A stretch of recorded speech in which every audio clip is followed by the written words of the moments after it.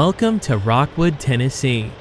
The date is August 20th, 2021, and our friends from the Tennessee Valley Railroad Museum are in the process of moving the TVA's Baby Trainmaster locomotive from the Gallatin Fossil Plant to the museum in Chattanooga.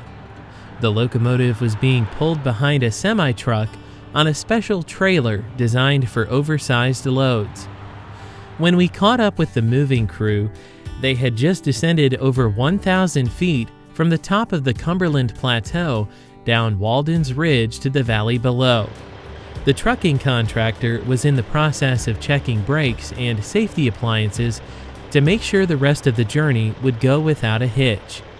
The H1666 was manufactured by Fairbanks-Morse from January of 1951 until October of 1958 as a smaller alternative to their better-known H2466 Trainmaster. This is a Fairbanks-Morse H1666, one of only two remaining in the world and the only one remaining in the United States. Came from TVA's Gallatin Fossil Plant, what most of us have referred to all of our lives as the TVA Gallatin Steam Plant. It was built in 1958, and it spent its whole life working at Gallatin Steam Plant in Gallatin, Tennessee, alongside the Cumberland River. We had some real challenges getting the locomotive lifted. We only had one crane, which was provided by TVA's ESS, Equipment Support Services, and they have a fantastic team of people that were very professional that helped us get the locomotive loaded. And we had enough crane, but lifting only one end at a time, we had to block one end up, pick it up, block it up out of the bowl or the center plate on the truck so as not to damage it, and then we were able to pick up the other end of the locomotive, roll the truck out, back the semi underneath it, the front end of the semi, and lower it down. Then we secured that, and then we pulled the locomotive ahead with the semi, picked up the rear of the locomotive, and rolled its truck out, and then drove the dolly underneath the locomotive. And that process was delayed by weather and a couple of other concerns about the way our blocking situation was. The locomotive wasn't cooperating as much as we'd hoped, basically because it's much heavier than what we typically do or are used to working with, which is passenger cars. Although the locomotive wasn't cooperating as well as they had hoped during the loading process, the move itself was going great thanks to the safety practices of Diamond Rail Group and STS Trucking from Minnesota. The locomotive was delivered to TVA at Gallatin in November of 1958 and was immediately placed into service. The locomotive originally wore a black scheme with the number 24. These builders' photos were donated to TVRM by the TVA. TVA's Gallatin Fossil Plant is located on nearly 2,000 acres of land on the north bank of the Cumberland River in Sumner County, Tennessee. Groundbreaking at the plant occurred on May 11, 1953. All four of the turbo generators were active by August 9, 1959. The plant was served by the Louisville and Nashville Railroad, Family Lines, and CSX until 1997, when it was determined to be more cost-effective to receive coal shipments by barge from the Cumberland River. This historic footage was provided by Jay Wynn and shows the locomotive in service in early 1995, just before being repainted into the current blue scheme.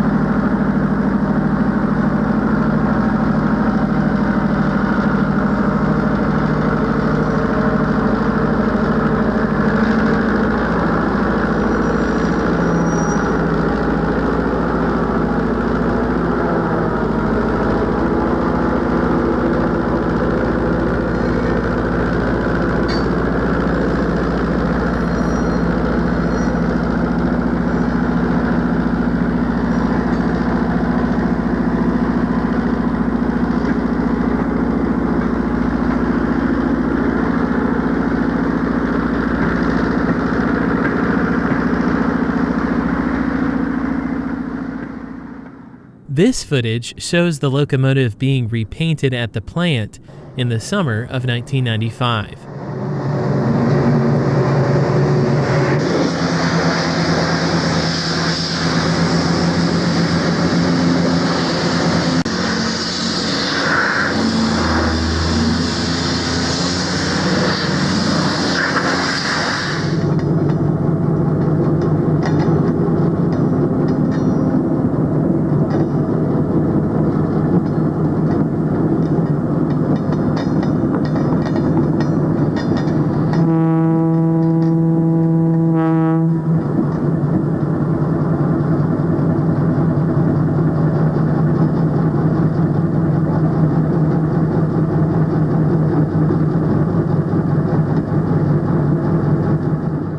Freshly painted blue, the locomotive is seen here shuttling coal cars around the plant.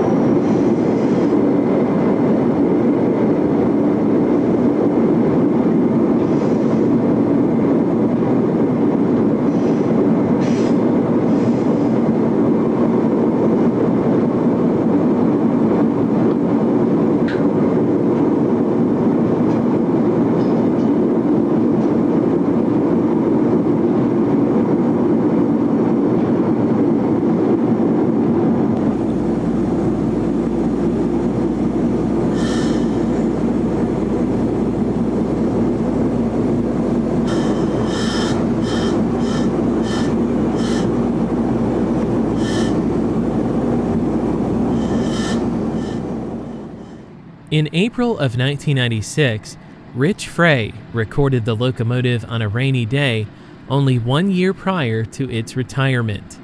Not only was the locomotive the last one built, but was also the last one in operation.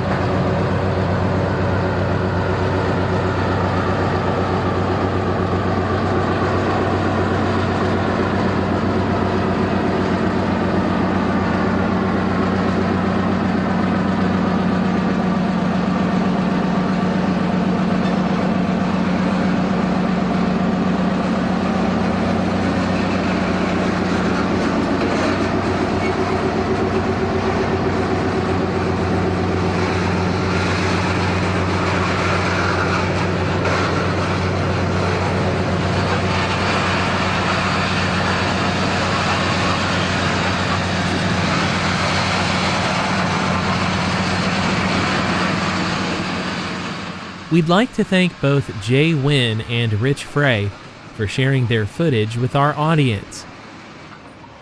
Jumping back to the present day, we spoke with Michael Brown again to learn more about the journey ahead.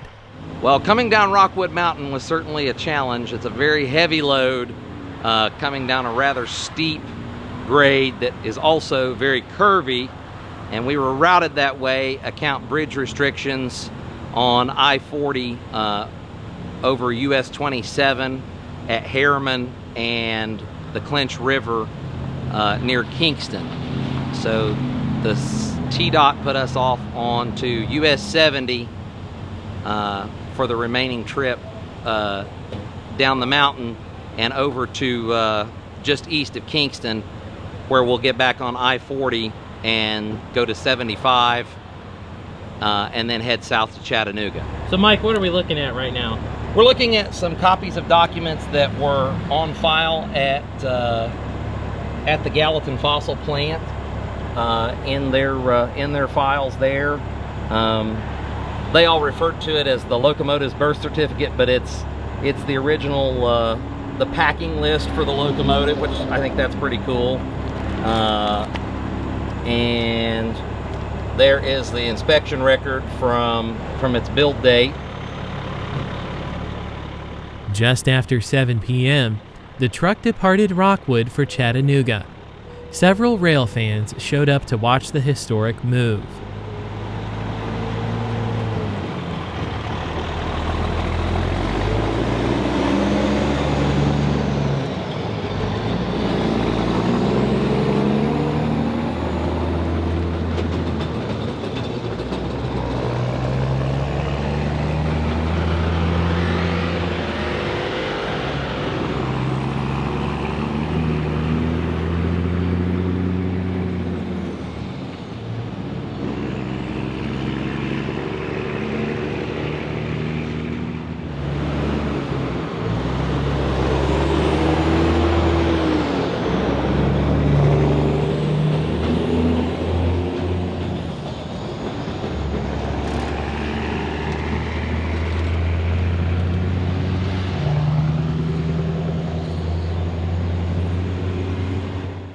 We caught up with the moving crew on I-75 and followed the truck all the way to Chattanooga.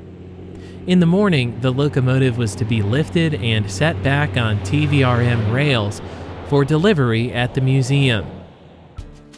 The next morning, we would film the baby Trainmaster being set back on rails near 23rd Street interlocking in downtown Chattanooga. We spoke with Ryan Miller, TVRM's shop lead, to learn more about the lifting process. Hey Drayton, Ryan Miller. I've been here for 21 years, and I started off as a volunteer and worked my way up from train crew up to running the repair shop on a day-to-day basis. When we first accepted donation of the locomotive from TVA, it's a several-month process. We have two trains of thought, if you will. First one is, can it move on its own wheels? That's the easiest method to do because we don't have to involve cranes and trucks and permits. We can make sure that the locomotive's FRA compliant with moving it over a Class 1 railroad. That's the first thought. The second train of thought is putting it on a truck. And since there was no live rail access at TVA Gallatin plant anymore, we opted for that option. We disassembled the locomotive in Gallatin. The locomotive was lifted, the trucks came out. Those went on two separate 18-wheelers because of permitted loads. They came to Chattanooga. We set them off on the tracks and just rolled them out of the way so we had plenty of working room for the tractor trailer to bring the locomotive car body in. So we brought the trucks in, set them down, positioned the locomotive over the tracks where we all agreed upon this is the best place for the machines to be, the safest place for the machines to be, and probably the easiest for the truck to get in. And then we lifted one end up, positioned the Versa lifts, lifted it up, then rolled the tractor assembly, the over the highway rig, out, and then rolled our truck assembly back underneath the locomotive. First problem is overcoming safety, is making sure that all of the lift mechanisms were rated for what this thing weighs. Everything from the shackles to the actual lift straps to the machines that were moving it to operators that were in tune with the machines and the rigging to ensure everyone's safety paramount. Hey, I'm Luke Willard. I'm with Dalrymple Rigging and Transport here in Chattanooga, Tennessee. I'm one of the crew leads here, part of the team. We have been a staple for a long time in the manufacturing and industrial services economy of Chattanooga. We specialize in going in and out of manufacturing facilities with high precision equipment, placement, and removal. So the Tennessee Valley Railroad Museum has been a longtime customer of Dalrymple Rigging, and it's a customer-vendor relationship that we've enjoyed having and enjoyed cultivating through different projects such as expansion of the restoration and maintenance shop, of historic moves such as the Fairbanks-Morse and the reassembly of that, as well as other repairs on site and on different spurs for the railroad. The Railroad Museum here in Chattanooga is one of the greatest in their realm, and the guys there have a passion for what they do. You couple that passion for trains and a passion for moving machinery, put those together, and we all have a great time every chance we have to work together. There was only a few people in town that could handle the moves that we wanted to do, the location of taking them from one location in our shop and putting them into another location. Dalrymple seemed like they could handle it the easiest and the best with the most precision, and they weren't scared of a challenge. They came to the table with a lot of challenges, and when we see a challenge, it's just a moment to get excited and maybe a chance to be creative. So we had initially some logistical challenges with this job in selecting the location for unloading and reassembling the Fairbanks-Morse. The major concern was the overhead power lines and communication cables. Because of that, we were able to bring a certain solution that others in the market were not able to do, and that is utilizing these units I've got behind me, the 4060 Versalifts. With our partnership with A1 Heavy Lift Rentals, we were able to facilitate this move with overhead obstruction of high voltage lines while maintaining beyond the required minimum distance of lift to line. With the wireless remote control of the Versalifts and wireless communications, our operators, myself included, and other crew members were able to maintain 100% communication, 100% visibility, and 100% egress. So no matter what happened, maybe some unforeseen circumstance caused an evacuation procedure, at all times would we be able to facilitate an evacuation for all crew members, even those most intimately involved with the lift itself. So the wireless remote control for the Versalift does a lot of things. Obviously controls the unit wirelessly, as I'm cranking one of the units behind me. I've got all the controls, shy of the work lights, right here at my fingertips. The electromechanical and hydraulic controls and precision that this affords me gives us the ability to make precision alignments to within a fraction of a millimeter oftentimes. With the Fairbanks-Morse and the role we played for the Tennessee Valley Railroad Museum, we had much more margin for that reassembly. However, we had much less margin on the logistical side of where the lifts were going to be set up, where our travel paths were going to be, and the elevation changes that we needed to monitor. With the wireless remote control, we were able to keep basically an eye on what our unit was doing from a ground perspective, so off of the operator's seat. We had one unit that was backed up a rise, and whenever you raise the counterweight of a unit while making a pick, you reduce your lift capacity. The best way to monitor that is one, observation that we have while using the wireless remote controls, and two, the onboard digital load scale that all of our lifts are incorporated with or equipped with. So without the wireless remote control, the lift and pick we did for the Tennessee Valley Railroad Museum would have been much, much more difficult, and we would have lost a large margin of safety for our operators and other crew members. Dalrymple, in their professionalism, they're my first call for anything heavy lifting wise. The Luke and Taylor, the guys that are on the ground, all the way up to John David, the owner of the company, just, I can't say enough positive things about them. They're, as I said, they're my first call for anything heavy lifting wise. With the locomotive resting on the rear truck, it was rolled into position so that it could be lifted for placement of the front truck.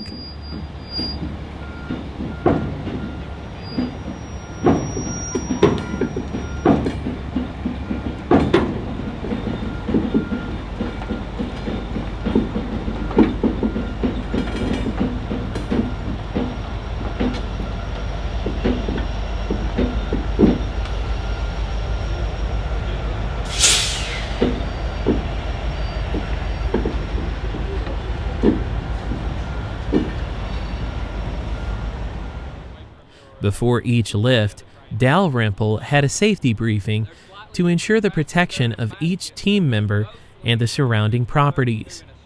As mentioned by team member Luke Willard, safety was of the utmost concern. Lower slings, added 2 more 30-ton shackles.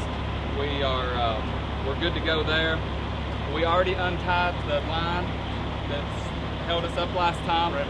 The red hose. Besides that, I think everything went well, other than the backhoe.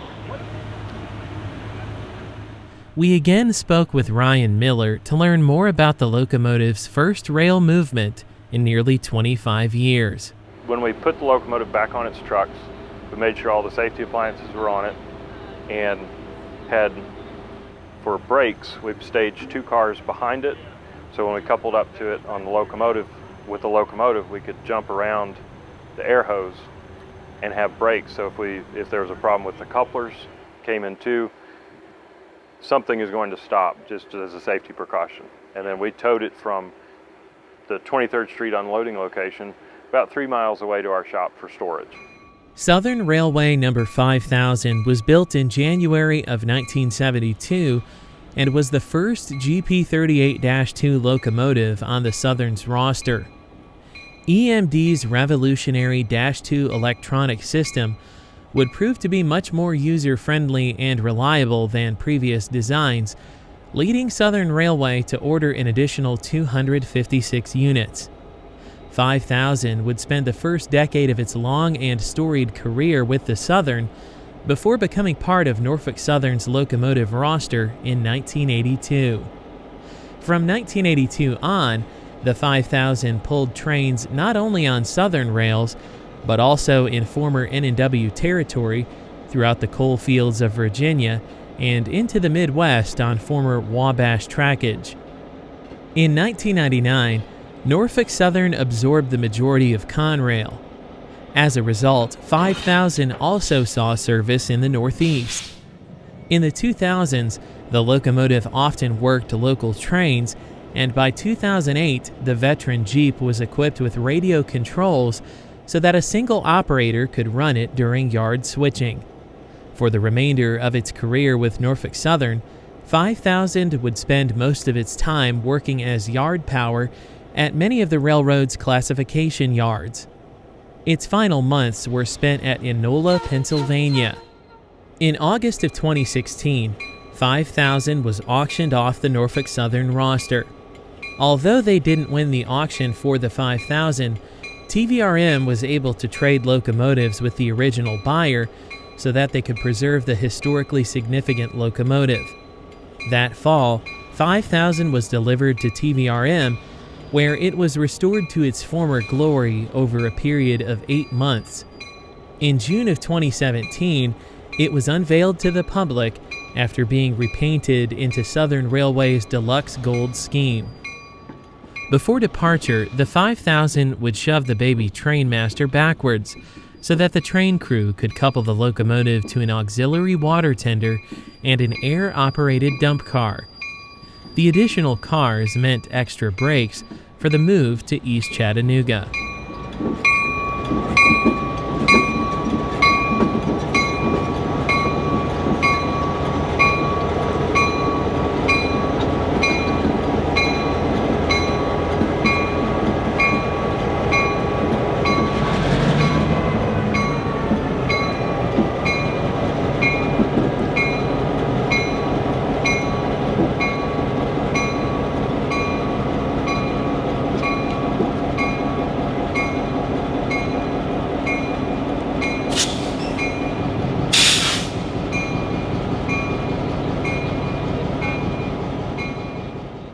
locomotive last operated about 3 years ago from the guys at TVA. They said they jumped it off from where it was stored at and moved it and where we picked it up and put it on the truck.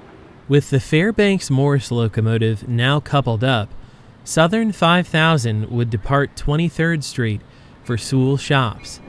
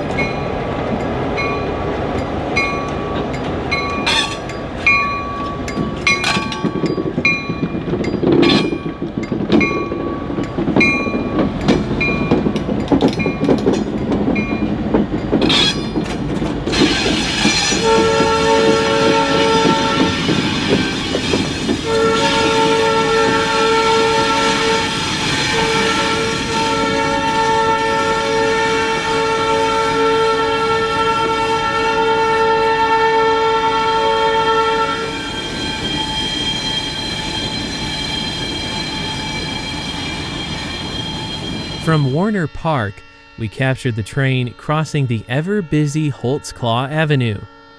All of the museum's passenger trains to Chickamauga and Somerville operate over this line, along with the occasional TVRM freight train.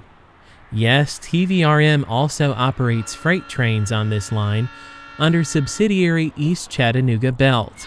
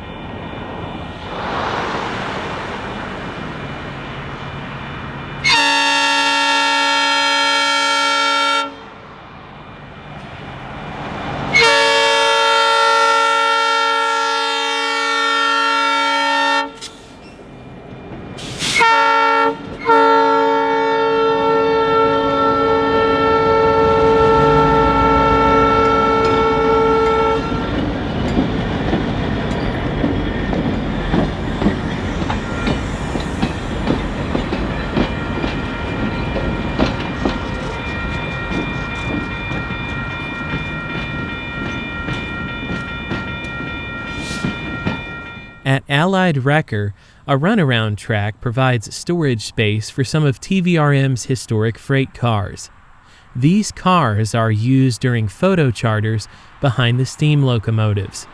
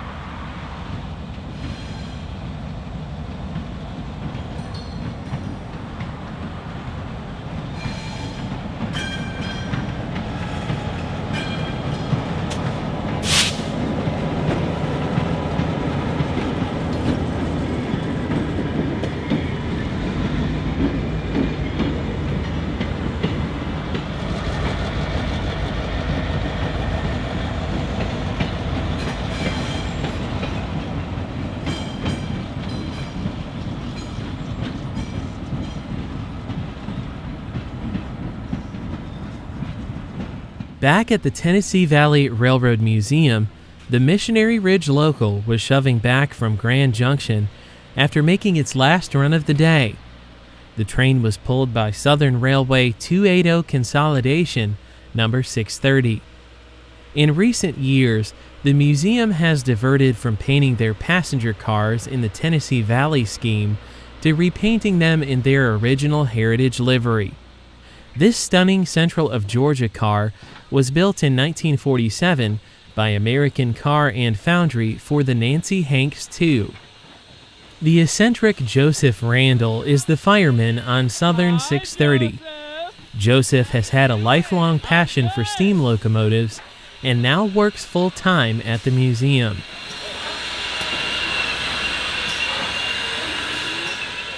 TVRM trains have to battle a steep grade that leads into the museum's trackage that runs to Grand Junction.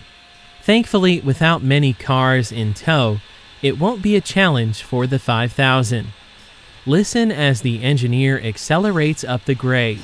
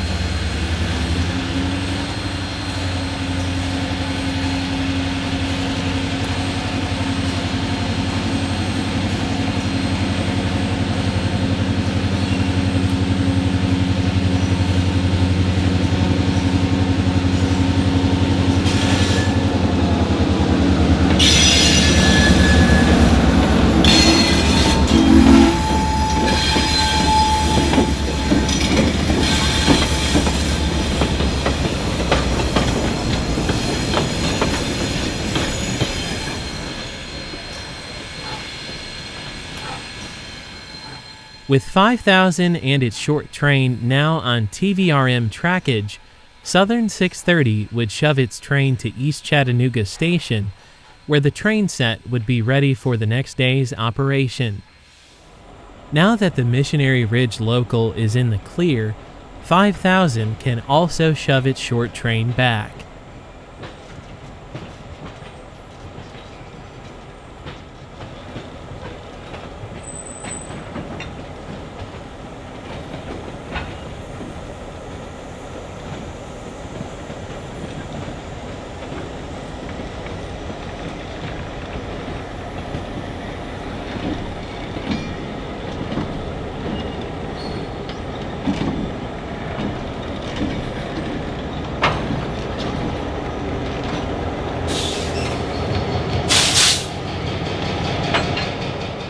With the baby Trainmaster now at its new home, a new chapter of its history begins.